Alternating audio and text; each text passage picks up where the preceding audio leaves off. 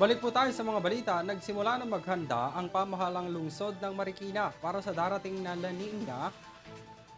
Sinimulan na ang paghahanda para sa La Nina. Si Catherine Landicho, magbabalita.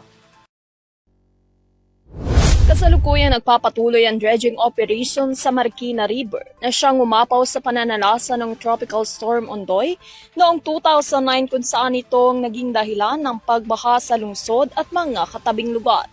Mula sa 70 metro ang ilog ay pinalawak hanggang 100 metro. Lumalim din ito mula 15 metro hanggang 20 metro. Dahil dito at sa tulong ng mga water pump at inayos na mga drainage, hindi na nakakaranas ng matinding pagbaha ang lungsod sa nakalipas na 4 na taon kasama na ang mga lugar sa mababang lugar at tabing ilog. Nagpapatupad na din ng isang slope protection project sa ilog ng Marikina ayon kay Marikina Mayor Marcy Chodoro. Ani Chodoro, maiiwasan ng scoring o pagbuho ng gilid ng ilog.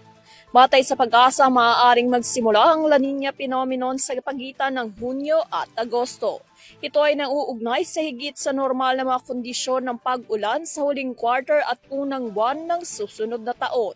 Hinihimok din ng State Weather Bureau ang paghahanda para sa La Nina lalo na sa mga lugar na madaling bahain.